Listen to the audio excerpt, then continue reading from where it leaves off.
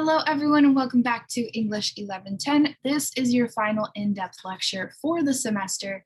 It is, of course, for the week of July 18th to July 24th, and it is all about producing a final research project.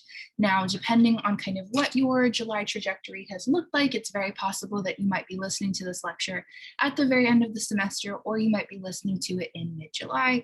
But either way, this is kind of your step-by-step guide through thinking about the final project prompts and how to kind of think through what your capacity looks like and how to create a project that matches with what you can reasonably take on.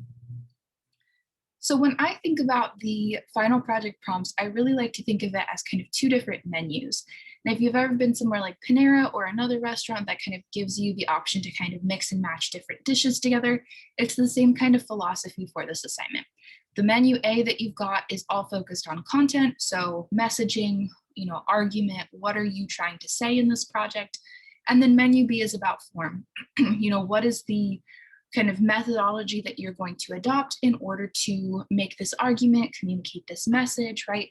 So all of the time that we've spent this semester really focusing on the relationship between content and form is going to be especially important in your final project.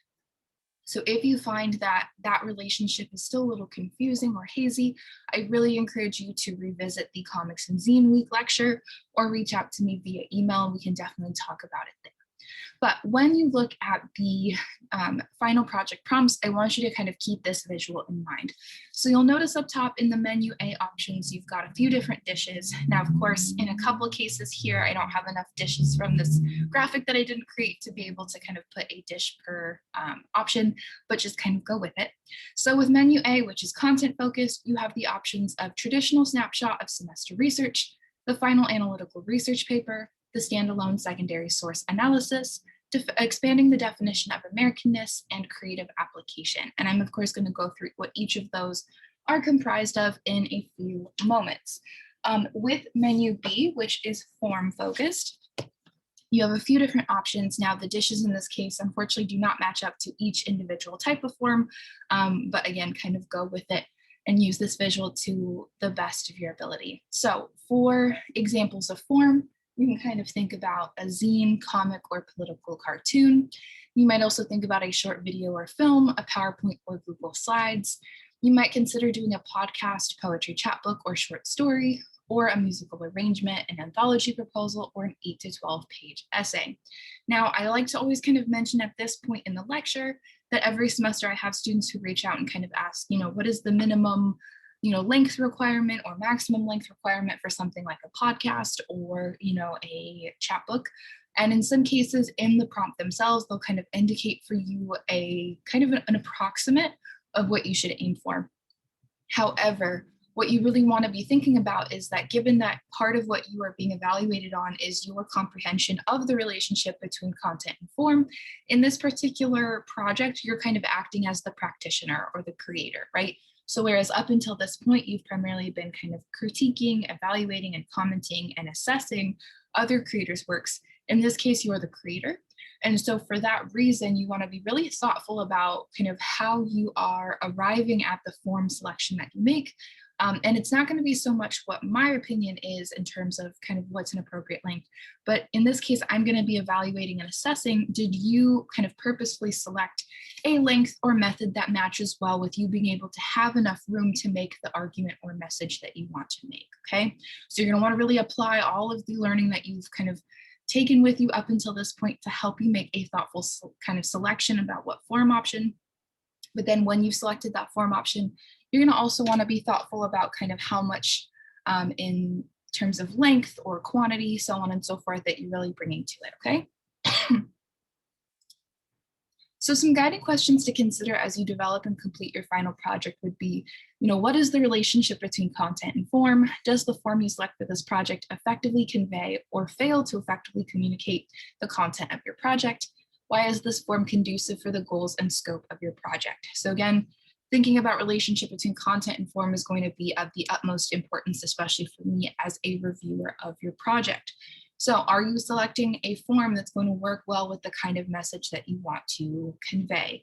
If you're selecting a form that maybe is too limited, or in terms of kind of what style it's in, it's not going to help make your point in a clear and effective way, then you want to kind of stay away from those methods, right? You want to select something that's going to work well with what you've chosen.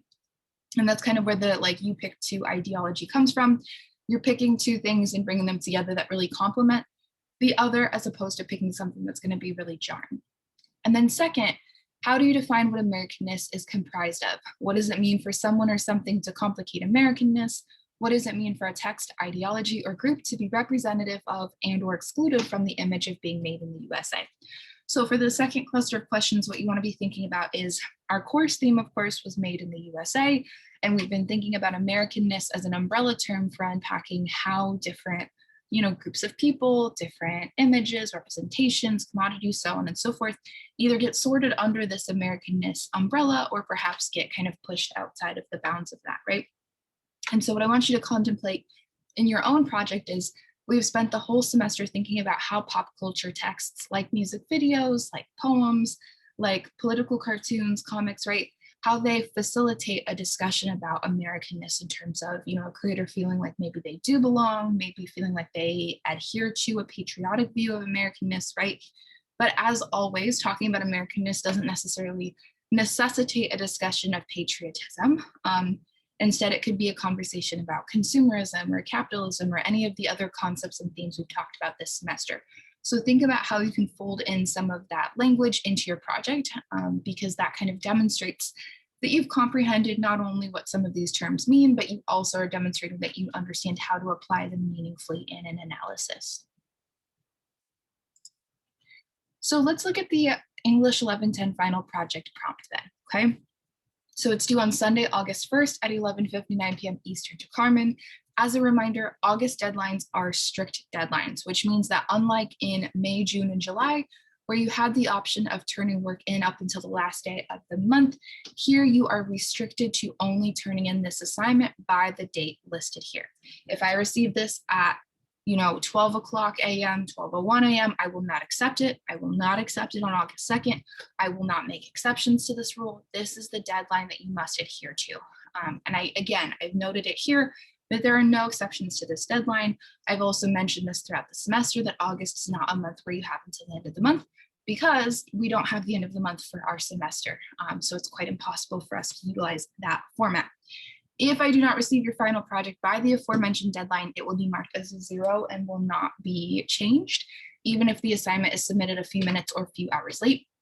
I just want to note that OSU's deadline for instructors to submit grades is soon after this deadline, so there really isn't a window for me to receive late work from you. So please plan accordingly. I cannot give you a life raft here. You are your own life raft in terms of this deadline, okay? So keep that in your back pocket. Please make note of this. It will break my heart to not give you a score, but I've already put this in writing and I've mentioned it all semester, okay?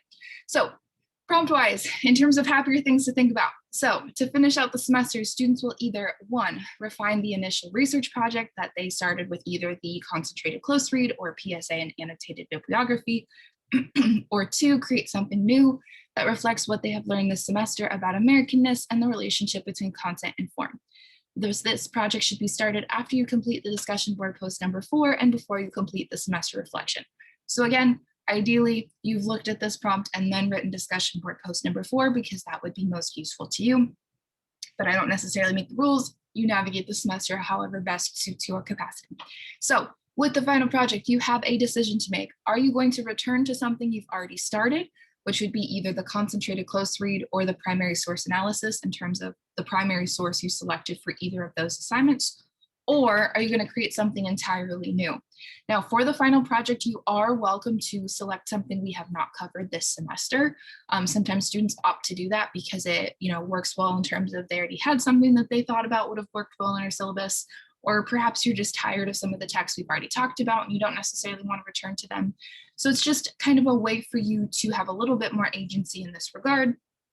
Also, if you're a student who, would benefit from kind of returning to something that's more familiar and it would likely help you get through the final project a bit easier, I definitely recommend option 1. But if you are kind of in the headspace of like wanting to do something different, then think about option 2. So for the final project, each student will create a unique combination of content and form. Each student will approach their presentation as an exercise and you pick 2. That is, each student must select one option from menu A and one option from menu B. Then they must effectively combine these two options into a cohesive final project that is representative of their progress, interests, and research in English 1110 this semester. And this assignment is worth 300 points. All right. So let's go ahead and go through the content-focused menu, which is menu A. So again, you don't have to do all of these prompts. You select one of these options, okay? So the first option you have to select from for the content menu would be the traditional snapshot of semester research. And in this, the student will teach an audience about their approach to analyzing or close reading the representation of a particular concept or social issue in their selected primary source from either the concentrated close read or the primary source analysis / annotated bibliography. So for example, consumerism in the Black Mirror Ashley 2 episode, surveillance in the 1975s, The Sound, etc. Okay. Pause. So option one, you go with something that you've already written about in some respect, and you're going to basically imagine you're teaching an audience about how you approached analyzing and close reading some kind of concept in this text, okay? So in some respects, you can kind of think about it as like a recap assignment, where you either recap for us what you wrote about in the concentrated close read or in the primary source analysis / annotated bibliography, because obviously you talked about the same primary source for the PSA and the AB. Now, this option tasks the student with clearly articulating in a concise yet clear presentation how they believe that a particular concept related to Americanness is visualized or represented in one of the primary sources that they wrote about in the core assignments. This option consists of creating a presentation that offers an overview of the writing and research the student has done this semester with their primary source. That is, this option is designed as an exercise for the student to demonstrate their abilities in presenting their work to an imagined audience by synthesizing what elements of their project are most important to share for an audience to understand the argument and scope of the project. To satisfy this option, the student should design a presentation of the work and research that they completed in the CCR or in the PSA / annotated bibliography. The content of this presentation should be conveyed in a form that is most effective in synthesizing the project's argument and scope. Students may consider also including a brief account of how they might have developed a longer version of this project, what other information they might have researched, what they may have done differently with more time, how they would extend the close readings, etc. If this option is selected, the student does not need to actually revise the core assignment into a final analytical research paper. Instead, they are taking their audience through what work and research they completed this semester in the CCR or in the PSA / AB. They are reflecting on what else they might do to extend the impact of this project. For example, how the sources from the AB would have been integrated into a longer argumentative essay, how they would have close read certain scenes or details in more depth, etc. All right, so in short, option one, traditional snapshot of semester research. You do some kind of teach along or presentation of what you did in the CCR or in the PSA / AB. The idea here being you recap for us, this is the concept I focused on or the themes that I focused on. And then you kind of sketch out for us how you would potentially expand on this project in a future version of it. You don't actually have to do the revision of it, but you kind of outline for us, here's what I did, here was my methodology or approach to what I chose to do, and here's what I would kind of expand on or perhaps add to it if I were to do a longer version of this project, okay? So it's just kind of taking us through your process. All right, so I've included some links here for you that have some examples of how students have approached option one in the past. I want to just note that these are examples of how students have done this. You're not expected to select the exact same form that they did to pair with your content. You want to select the form that will efficiently convey the content of your project. Don't feel that you're confined to this combination of content and form if you ultimately choose to select this option. Remember, you will be evaluated on how well you select a form and use its affordances to present the content to your audience, okay? So for a presentation or kind of recap in some ways, students oftentimes have opted for, a Google Drive, what's it called? Google Drive or Google Slides, there we go. Google Slides or maybe PowerPoint. Some students have, opted to record on Zoom, whether audio only or video included. Some students have kind of, opted to include some kind of visual that complements them tracking their project only because there's a lot of information to share. And so you might want to think about what visuals would be conducive to making that point. Option two is the final analytical research paper. This is the option for the student who wants to write words on paper. If that is not you, skip ahead. You don't want to even think about this. So in this option, the student will either revise the concentrated close read or the primary source analysis into a final paper of 8 to 12 pages. Now, if you are thinking in this moment, cool, I'll just like recycle the same paper and like add a couple words. No, wrong, go to a different option. Not a good idea. With the final analytical research paper, you are in some respects giving it kind of a pretty decent facelift. You are refining and expanding the introductory section, you are adding to the close reading section, and you are building out the concluding section of this paper. Now, if you recall, when I talked about the PSA earlier this semester, I mentioned that depending on how you wrote your PSA, you might have already been kind of thinking about it as if you wanted to expand on it. And to the best of my ability, I tried to indicate on your PSA draft kind of instances where it feels like you could really easily add secondary sources or kind of expand on different points. So if you feel from the comments I've left on the document that you have a lot of material to work with, then I definitely encourage you to pursue this option. I want to emphasize, though, that the final analytical research paper is not a brief revision of the original assignment, but instead a substantial revision, expansion, and refining of the original assignment in which the paper transforms into a cohesive final research project. To satisfy this option, the student will be expected to produce additional close reading paragraphs, to integrate 1 to 2 secondary sources into the paper, to refine existing close readings, and to develop a thorough concluding section that establishes the contribution the student's research project makes to an existing conversation on the subject. All of which is to say, students are encouraged to pursue the final analytical research paper option if there are secondary sources, close readings, and dimensions of analysis that they anticipate will allow for a more substantial development of the original project.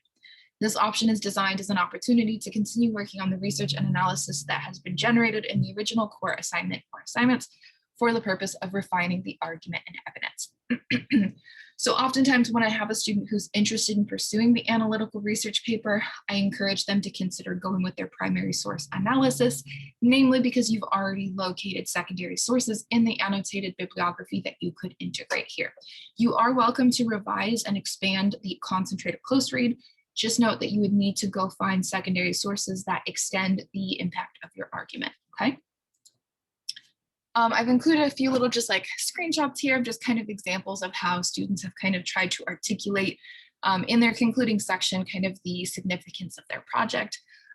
It's a little tricky for me to share drafts of or kind of final examples, I suppose, of the final research paper, but if you are interested in talking more about this, I'm definitely open to, and I definitely encourage students who are considering the analytical research paper option to talk with me so we can make sure you've got a clear outline for how you're going to revise and expand the document. Now, I wanted to also mention that we didn't have a lot of time this semester to talk about a concluding section in an essay, and this is somewhat purposeful on my part, namely because I wanted to ensure that you exit the semester with a really grounded understanding of the introductory section and the close reading section. And so I've included here some kind of guiding points for those of you who do ultimately pursue the analytical research paper of what an anatomy of a conclusion might look like. And so briefly, I just wanted to say that the conclusion is an opportunity to step back from close readings and secondary connections to evaluate the overall state of your primary source. You'll want to ideally first write a topic sentence that transitions into your final thoughts on what has been discussed and analyzed up until this point. And you'll want to consider one or more of the following. If this were a longer paper, what else could be analyzed in the primary source that you did not go into depth with here? Is there a counter argument or controversy that should be addressed that hasn't been? What has become clear about the primary source through your analysis? What is the significance of the primary source to audiences or the US at large?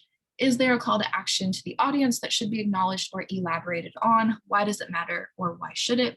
And the conclusion by making it clear to the reader what is most relevant for them to remember after reading the full paper. Now, just kind of wanted to note here that for students doing other options, these questions can still be helpful as a potential concluding section for your presentation. So even if you're doing one of the other options, you might think about one or multiple of these questions and how you kind of wind down your analysis.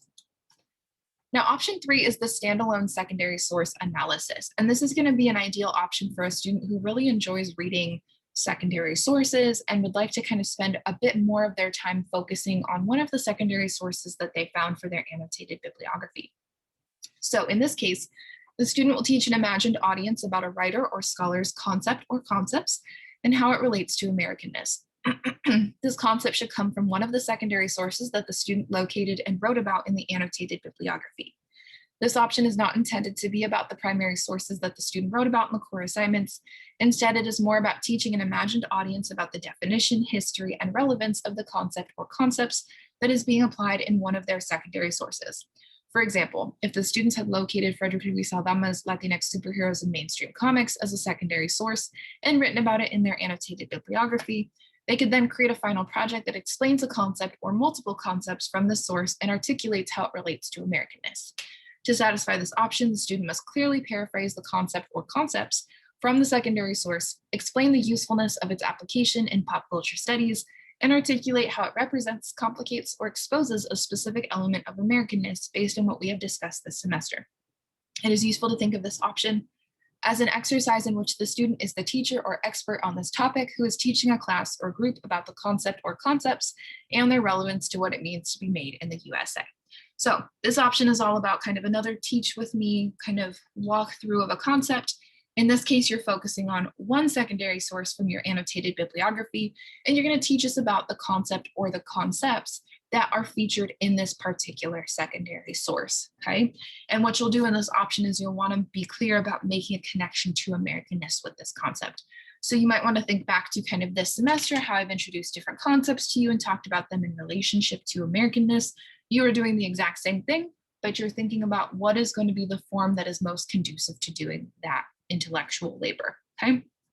So super important, you make a point of connection between the concept or concepts discussed by this particular scholar and connect it in some way to Americanness.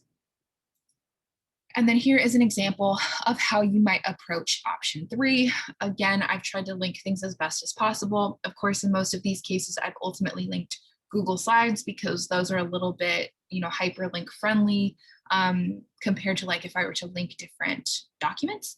But if you have questions or want to see other examples, I can definitely look into more if that would be useful to you. Option 4 is expanding the definition of Americanness. And so in this case, the student will develop a presentation of something that visualizes a definition of Americanness in some way. It may be useful to think of this option as similar to show and tell, in that the student is expected to select something to present to an imagined audience, but this presentation should also involve a thoughtful discussion of how the selected text visualizes or demonstrates an element of Americanness. Okay, option 4, you are picking a thing, you are showing a thing, you are telling about the thing. That is, this option functions more like a teachable show and tell. That's probably the most useful sentence in this whole prompt that I've written for you, TBH. Teachable show and tell, that's option 4. The selected text can be narrative media, for example, comics, television, poetry, etc. A material object like a Funko Pop doll, a Pez candy dispenser, a Rubik's Cube, etc. Or mediascape content, for example, social media posts and news media. For this option, the student would explain why this text is an effective primary source for teaching about Americanness as a concept to a group of people in an academic setting. That is, it may be helpful that the student imagines themselves as the instructor of a course like English 1110. How would they approach teaching this text as something that defines Americanness? So you can kind of think about this as teachable show and tell, right? You're presenting this thing, talking about this thing, and articulating how this thing is connected to Americanness by way of providing some kind of definition. So if you think back to especially like, week 2, when we talked about Toby Keith and Demi Lovato and MKTO and Carrie Underwood, we were specifically kind of looking at how are those texts producing definitions of Americanness visually, right? Similar kind of thing here, and of course, each of the weeks that we have focused on pop culture this semester, we've been doing a similar kind of process of, what's the creator's argument? What are they putting forth? But how does this text also help us to explore different facets of Americanness? Same thing here. What is this thing that you're selecting? It can be a physical object. It can be something digital, whatever it might be. You want to kind of walk us through, maybe how it would be an interesting addition to our syllabus, or how this particular text helps us to explore or understand something.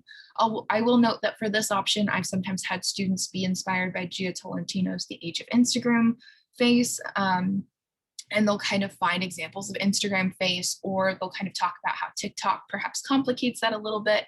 So you can definitely think about social media as a way of exploring this, but I've also had students sometimes create, social media accounts as a way of being the form for talking about whatever their selected text may be.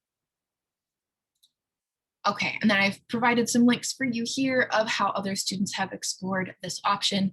I will note that the first link that shows up here that says Learning the Alphabet Symposium, the student did kind of a video where they did kind of an audio collage of different songs. And so that might be something to think about as well, that you're not restricted to just, a slideshow or, a social media account. You could also do something that's video-based or audio-based.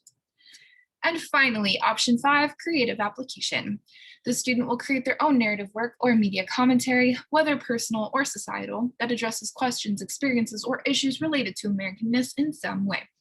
For this option, the student would create something brand new that uses one of the modes of production that we studied this semester, such as a comic, a zine, a song, an Instagram account, a political cartoon, etc., to discuss a concept or issue related to the United States and or Americans. Keep in mind that the student's own experiences can also be reflected on and discussed in this final project as an example of US issues, as an individual's personal narrative is not independent of collective or national experience or issues.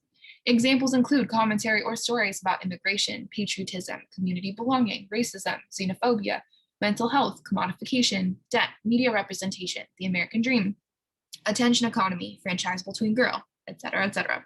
The student will then present this creative project to the class. Again, you're kind of imagining that you're doing this because, alas, we're not together, by writing a 1 to 2 page single-spaced reflection that explains the inspiration for the project contents and what informed their decision to use the form that they did. Okay, so really important here, because I always get questions about this. Options 1 to 4, so 1, 2, 3, and 4, you do not need to write a separate reflection of your project. However, option 5, you do need to write a reflection that is 1 to 2 pages and single spaced, okay? Now, the reason for this is because with options 1 through 4, in some respect, you're gonna have some kind of room already in your project to address kind of, why you choose to go this direction, what was your methodology, right? What kinds of choices did you make in this project? Option 5, depending on the route you take, you might not have that room to demonstrate that comprehension and refined knowledge. So that's why it's really important to go ahead and have a reflection with option 5, okay? Now, option 5 is all about kind of making something new and different. This is definitely embracing a practitioner or creator standpoint in this case. And you're welcome to use any form that we talked about this semester, but you can also bring in something entirely different. I've had students in the past sometimes do, digital animations. I've sometimes had students do just very different kinds of, musical performances. Sometimes students will write original songs. Sometimes they'll perform, other people's songs with an instrument, et cetera, et cetera. Whatever it might be, you just, again, want to be really thoughtful about your form. You don't need to be a fantastic artist to do the comic or zine route. So I just want to remind you that, again, it's about making sure your message is clear and how it's conveyed. It's not about being the greatest artist of all time. Sometimes I've had students do collages. Sometimes I've had students do numerous shorter works and put them all together in a collection, whatever it might be. My goal here is that if you have something you want to talk about that's personal, that's societal, right? Maybe you want to talk about kind of your own experiences with structural oppression. Maybe you want to talk about how COVID and just kind of whatever learning situation you've been in the last year has really impacted you, right? Sometimes I've had students choose for this option to talk about their first year of college and how that maybe was a little different than what they saw in movies or what they expected it to be. All of which is to say you have a lot of creative freedom with this creative application. And I definitely encourage you to pursue this option if you're looking for one that's going to kind of, be a little bit more rewarding potentially in the final project. I've included, again, some other examples of how students have approached this particular option. And again, I've primarily gone with Google slide examples just because it's easier on my end to link those. But students have done a lot of different projects in the past in a lot of different forms. They're just sometimes hard to link here. All right, and then menu B, which I'll go through quickly, is your form-based menu. And so to communicate the project's content, the student should also use one of the following formats to help communicate their ideas about their chosen concept or source. Occasionally, I've had students mix and match some things. You are welcome to do that if you like, but you are not required to. And so in thinking about some of your options for form, you might consider doing a zine of 3 to 5 pages. It could be whatever page size you desire, and it can be print or digital. Sometimes students make a zine that is longer than 3 to 5 pages. These are suggested lengths and limits, not set in stone, okay? So a zine, maybe print or digital, potentially 3 to 5 pages. Maybe you decide to do really big pages. Maybe you make them smaller. Maybe they're print, maybe they're digital, whatever you want to do. A comic, occasionally I've seen students do kind of 1 to 5 pages consisting of panels or splash pages. They can be print or digital. Sometimes, again, students, depending on the structure of their comic, if they're doing comic panels, then that might look a little bit different than if you're exclusively doing splash pages. If this language does not feel familiar, please revisit that lecture on comics and zines. Political cartoons, 2 to 4 cartoons would be my recommendation. They could be print or digital. And I say print or digital because sometimes students would prefer, obviously, to draw something on paper and then maybe take a picture of it or scan it with their phone or their scanner and then upload it online. Other students maybe have a tablet or are just, more inclined to use digital tools to put together their project, also totally fine. But political cartoons, you have that option as well. And you can definitely look back to the Lalo Alcaraz examples that we had in the first week of the semester. A short video or film created with Adobe Spark, suggested runtime maybe 4 to 6 minutes, and it could have a voiceover. You're not limited to Adobe Spark. That's just kind of the software that's oftentimes recommended by the department. I've sometimes had students use other methods like iMovie, but if there is another software that's more accessible to you, by all means, go ahead and use that. Or, for this short video or film, you can also think about Instagram Reels, TikToks, YouTube videos, right? Whatever technology is most useful / just gonna kind of be supportive for your project, I encourage you to pursue that. It doesn't have to just be Adobe Spark. A PowerPoint or Google Slides presentation. Slides must have visuals of some kind. You really want to think about slide design if you do slides. Slides are not all that easy. You would be amazed how often I'll have students put almost nothing in terms of content on their slides and then be like, it's done. You really want to be thoughtful about what do people need to see or hear in order to be able to follow along with what you're talking about, okay? So if you're doing a PowerPoint or Google Slides presentation option, you really want to be thoughtful about slide design. You also want to think about the functionality of your slides. If we were in a classroom, would the person in the very back be able to see it? Is the font too small? How are you including, visuals? Are they adding to what you're putting in terms of writing, right? So think about all of those details. A podcast segment of 4 to 6 minutes and a transcript that must be available to listen to. I want to just note with the podcast, because sometimes this provokes a little bit of nervous energy from folks. Your podcast can be any length. I've had students turn in 45-minute podcasts, hour-long podcasts. I've had students turn in podcast segments where they do like a couple different episodes that are like 10 minutes or 5 minutes or whatever. I've had a lot of students interview their parents, especially if their parents immigrated to the US. I've had a lot of students do conversations with their roommate. Maybe you and your roommate are different sexualities or different abilities or different races, and y'all want to talk about kind of your experiences in that regard. Sometimes I've had students interview their childhood best friend and kind of talk about their neighborhood and reflect on how that has influenced their positionality. So you can definitely really embrace a personal narrative for the podcast segment. A poetry chapbook, 2 to 4 pages, definitely recommended. Could be print or digital. With the poetry chapbook, it would be original poetry. I generally encourage students, since the poetry chapbook would be a form that would be most fitting for option 5, which is the creative project, you definitely want to make sure you have that reflection in there, especially if you're kind of working in a poetry mode where perhaps some of what you're talking about is more abstract or subtle. Good to kind of talk about those different choice-making decisions in that part of the project. A short story, 2 to 4 pages, recommended, can be printed or digital. I've had students sometimes take, J. Cole lyrics and reimagine them into flash fiction or short stories.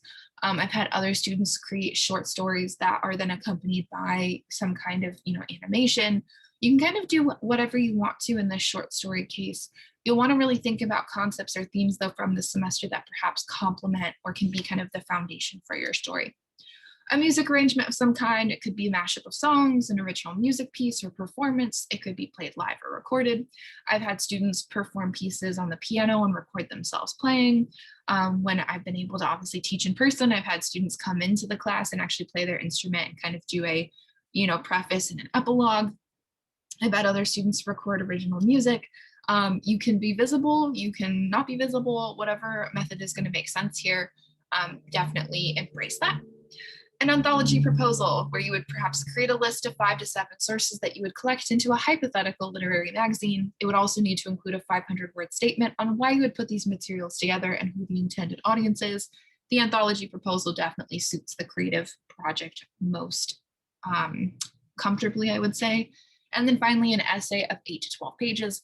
This form option, of course, is for the final analytical research paper only, because there's not really going to be another option in the final project. We're doing an essay of 8 to 12 pages would be something that would make sense. So just to kind of recap, you have 5 options for menu A, and you have a lot of different options for menu B.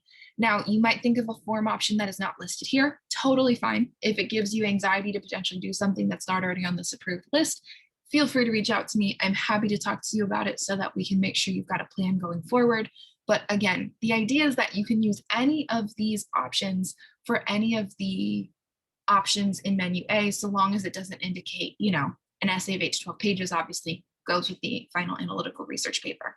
So if you wanted to create a zine, for option 1 in menu A, you could definitely do that, where you recap what you did for your primary source analysis and you make a zine of it. Or maybe you do the creative project and you put together a poetry chapbook, or maybe for the secondary source explanation, maybe you make a comic, because that is a form that is comfortable and conducive to explaining what the concepts are that the scholar produces, right? So you want to think outside the box. You don't need to limit yourself to something just based on kind of, familiarity. I definitely encourage you to mix and match things in a way that makes sense to make sure that your message is communicated in a clear and effective way. Okay, and so again, thinking about how you're bringing these things together, you really want to think about, what is going to make your presentation engaging, interesting. Maybe if you're doing the option for expanding the definition of Americanness, maybe you decide to create a political cartoon. Maybe for the traditional snapshot of semester research, maybe you make a short video or film. Maybe you create a Google slide presentation to talk about your secondary source analysis, right? So kind of thinking about which of these forms is going to be something that matches well with your content, okay? Now, I just wanted to mention, for students working on the analytical research paper, you want to remember that in the PSA stage of that process, or of course CCR stage, depending on which paper you're thinking about, you really put in this work of gathering the materials, gathering the ingredients, putting together kind of, what you're going to need in order to complete this project. And so that's part of the reason why your introductory section will need a little bit of expanding, right? Because as you make a paper bigger, you might be adding new ingredients or mixing things in a different way. Now, with the CCR stage, right, in the PSA stage, in some respects, you're having to gather those ingredients independently. Whereas in the CCR stage, we kind of focused quickly on the pie, in the sense that I provided you with a lot of those ingredients up front, and you were really focused on thinking through, each of the individual kind of pie slices that match, each of your paragraphs, and allow you to kind of create an argument about one of the Miley Cyrus texts. With the analytical research paper, so much of your focus is going to be based around kind of thinking about this pie tin, this pie plate, this surface that is holding up your argumentation pie, right? So it's going to be really, really important that the analytical research paper is that final pie presentation. And therefore, you really want to make sure that you put some intellectual labor into ensuring that the argumentation pie that you've baked lovingly this semester has enough support to not just fall on the floor and be unable to be consumed, right? It needs to have enough of a foundation and support system to ensure that your reader, who is kind of going through your argument and kind of processing what you're presenting to them, has enough to kind of see the full picture at the end once they ultimately exit your analysis. And so to recap, right, when you're thinking about an argumentation pie, your pie crust is your thesis. Your full pie is the argument. Each pie slice is the paragraph and claim. You should have some kind of argumentative claim in each topic sentence to really direct the focus of that slice. Each pie filling, which again is kind of this area here, is your evidence close reading, meaning all of the close readings you're doing of critical details in your selected primary source.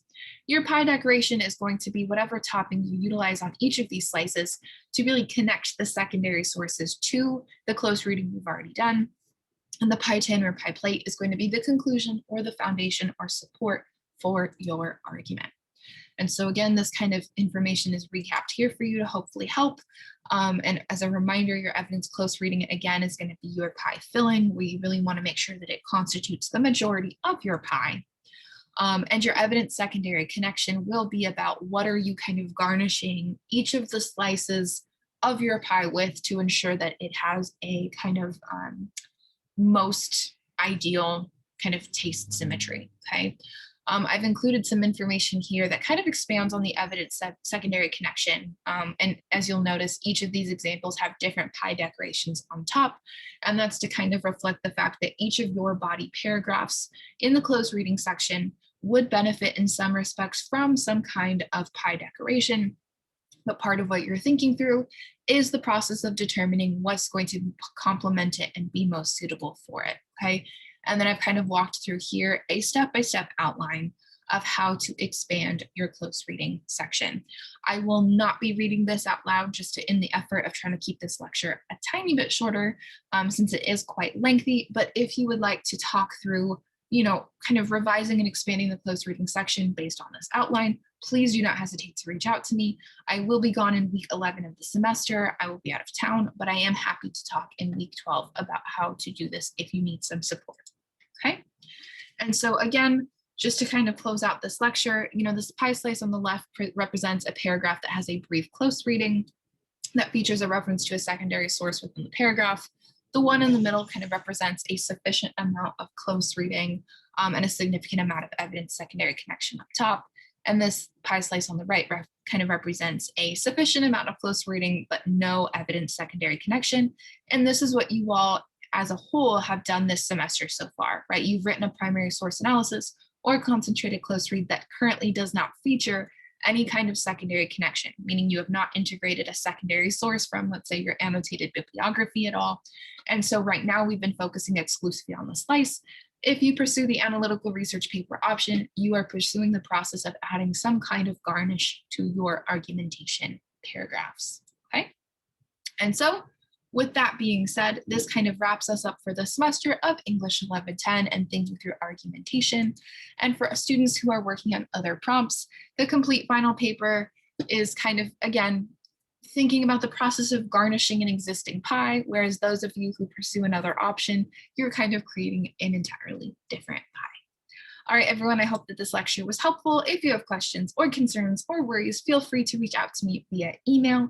I will be out of town again, week 11, but I'm happy to respond to your questions when I get back to town.